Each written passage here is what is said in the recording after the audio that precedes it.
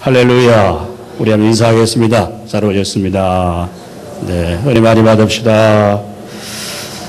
네, 오늘 이 성례 주일이라고 하는 것은 성찬 예식과 또 주님의 이름으로 세례를 베푸는 것을 가르쳐서 성례라라고 이렇게 기독교 예식의 아주 중요한 부분 가운데 하나입니다. 종교개혁자였던 잔 칼빈은 하나님의 은혜의 방편이 두 가지가 있다라고 했습니다. 그 두 가지 방편이 있는데, 첫째는 하나님 계시된 말씀을 통해서 우리가 하나님의 은혜를 경험하게 되고, 두 번째는 이 성찬 예식에 참여할 때에 주의 성령이 함께해서 우리가 떡과 잔을 나눌 때 하나님이 우리에게 더 큰 은혜를 베풀어 주신다라고 했습니다.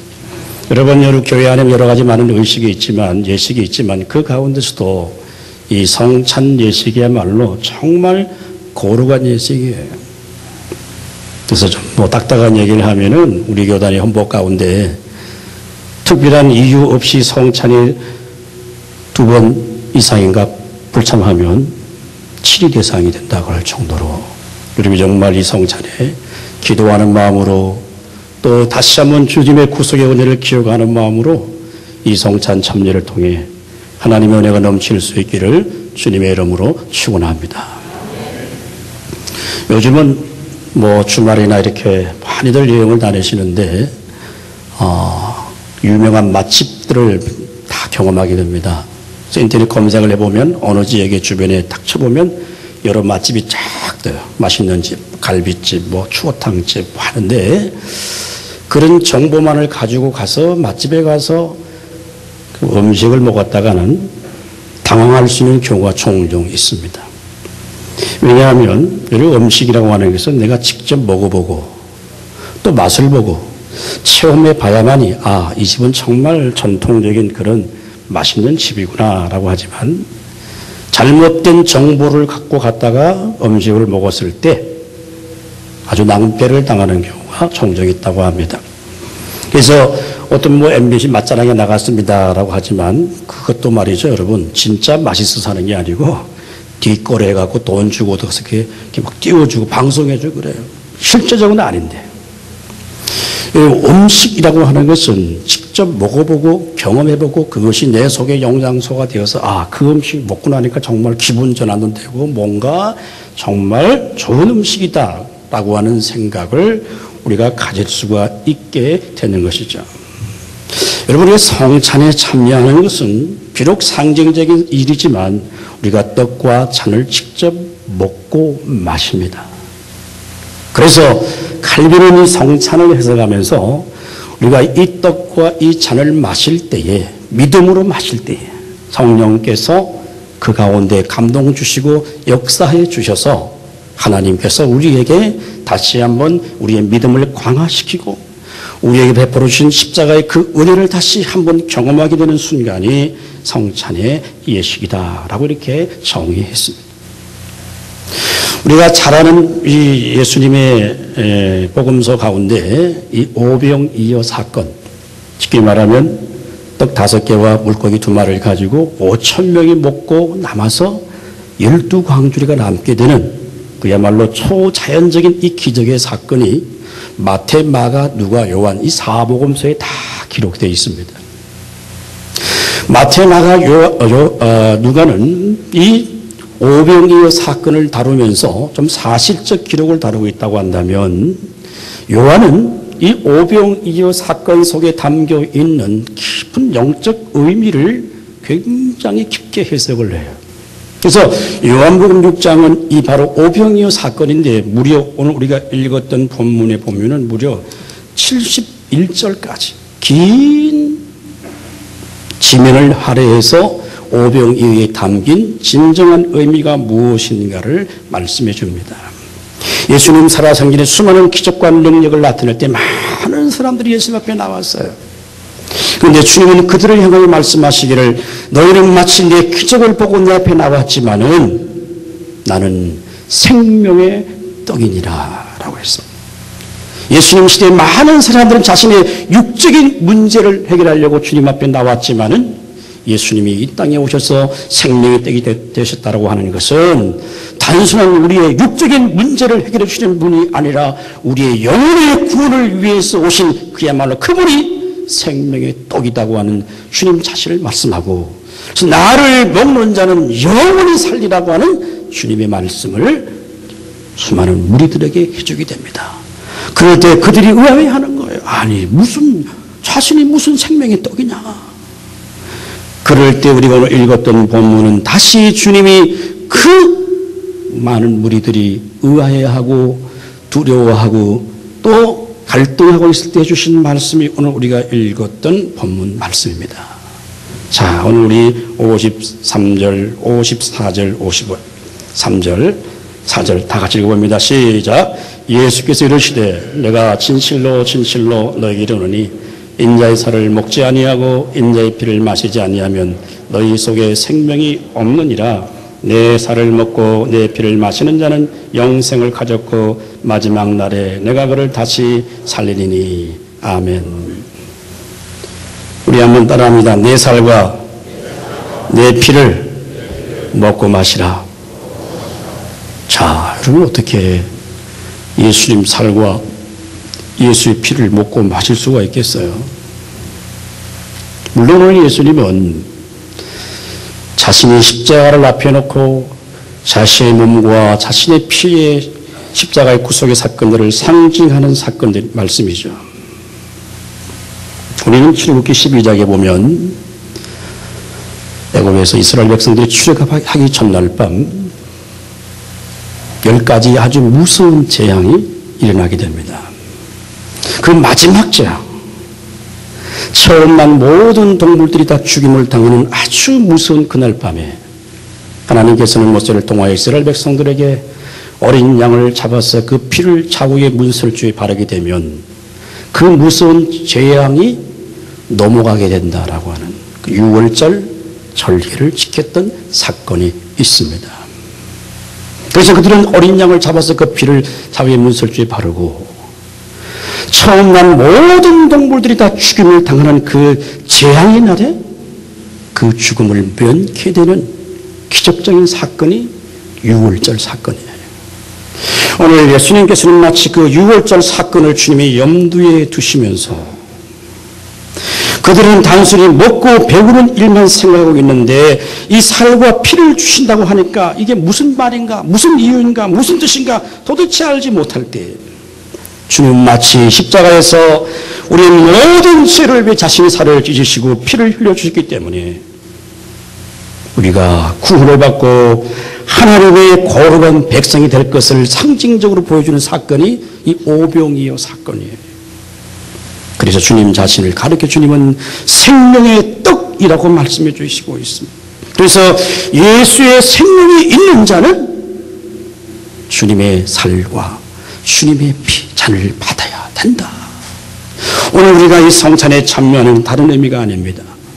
우리의 기독교 신의 가장 중요한 이론이 또 이게 교리가 아니고 우리가 믿음으로 오늘 우리가 이 성찬에 참여할 때에 다시 우리 가운데 주신 이 구속의 은혜와 기쁨과 감격이 우리의 마음에 심령 속에 넘쳐나올 수 있기를 주님의 이름으로 축원합니다. 자, 55절을 또 읽어봅니다. 시작. 내 살은 참된 양식이요 내 피는 참된 음료로다. 아멘. 우리 한번 따라합니다. 예수님만이 영원한 생명이시다. 자, 오늘 본문에 보면 참되다라고 하는 것은 이 단어의 원뜻은 실제적이다라고 하는 말입니다. 쉽게 말하면 이 양식, 이 음료에는 전부 다 세상의 것은 다 거짓됩니다. 우리가 매일 먹고 마시는 모든 양식들은 다 어떻게 됩니까? 다 배설을 통해서 썩어질 것으로 다 가는 거예요. 세상에서 아무리 좋은 음식, 아무리 다 먹어도 결국은 다 어디로 갑니까? 다 배설되어서 썩는 거예요. 그러나 오늘 주님 말씀하시기를 영혼의 양식은 예수의 살과 피는 영원히 목마르지 아니하는 생명이라고 주님 말씀해 주시고 있어요. 이 무슨 말입니까, 여러분? 우리가 예수 믿고 구원받고 하나님의 거룩한 백성이 되었다고 한다면 우리 속에 새로운 생명이 넘치는 줄로 믿습니다. 그래서 그 구속의 은혜를 우리가 기념하고 또 이 성찬에 참여할 때 주의 성령이 함께 하시고 그 우리에게 은혜를 베풀어 주셔서 새 생명의 기쁨과 감사가 넘치는 거예요.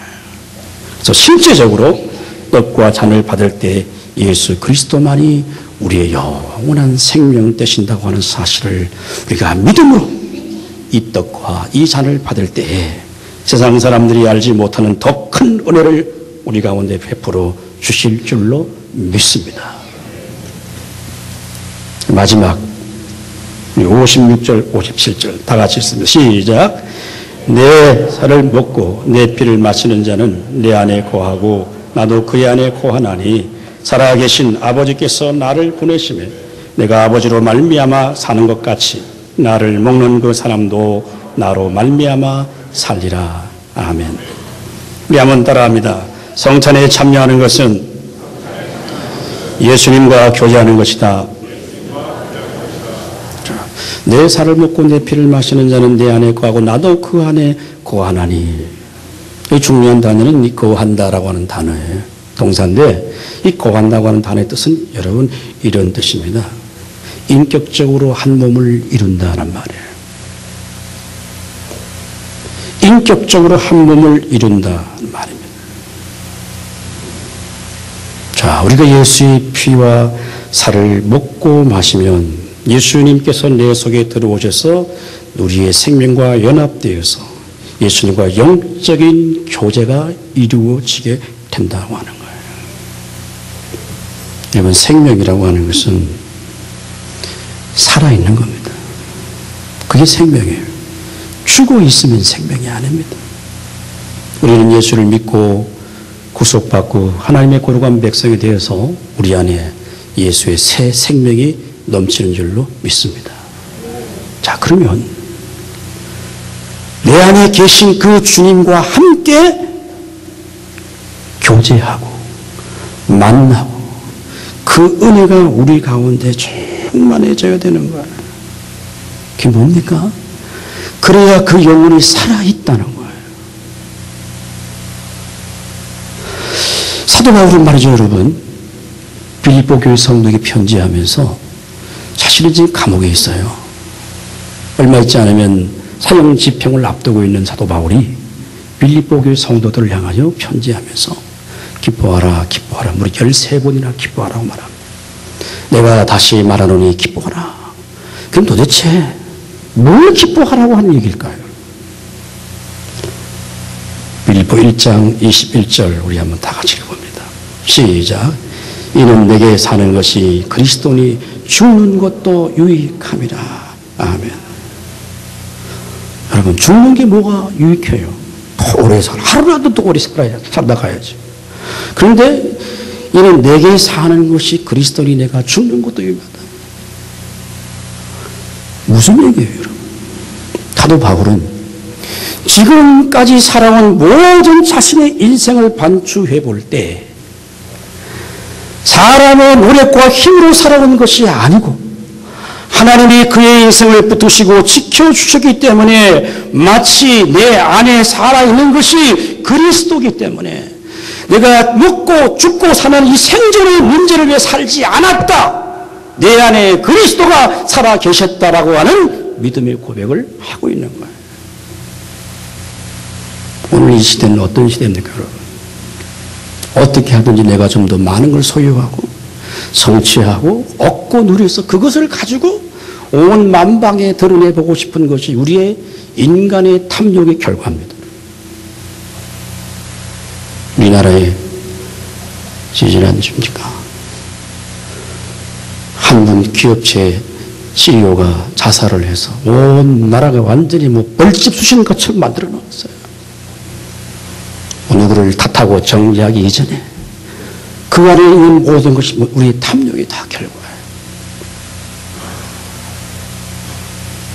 그러나 오늘 우리가 이 성찬에 참여할 때 정말 오늘 주의 말씀처럼 내 살을 먹고 내 피를 마시는 자는 내 안에 거하고 나도 그 안에 거하나니 주님 안에서 영적인 교통이 이루어지고 살아계신 아버지께서 나를 보내시며 내가 아버지로 말미암아 사는 것 같이 나를 믿는 그 사람도 나로 말미암아 살리라. 할렐루야.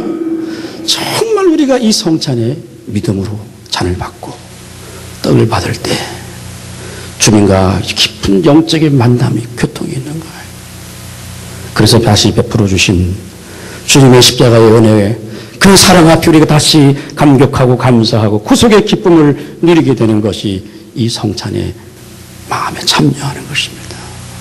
그럴 때 주여 거룩한 성령께서 우리 마음에 감동을 주시고 성찬은 다 이거 우리가 만든 거지만 그래 성령의 역사가 없으면 이게 전부 또 하나의 의식이에요. 이게 아무 의미가 없어요. 그러나 떡을 받고 정말 잔을 받을 때 내가 주님과 다시 한번 교통하고 지나온 자신의 삶을 반추해보고 정말 내 남은 인생 무엇을 위해 살아야 할 것인가를 깊이 인식하고 반추하는 그것이야말로 이 거룩한 성찬에 참여하는 영적인 의미입니다. 오늘 이 떡과 이 잔을 받을 때 살아계신 생명의 뜻 되신 예수 그리스도의 은혜와 평강이 우리의 심령이 넘쳐서 진정한 주님과 영적인 교제가 넘쳐날 수 있기를 주님의 이름으로 축원합니다.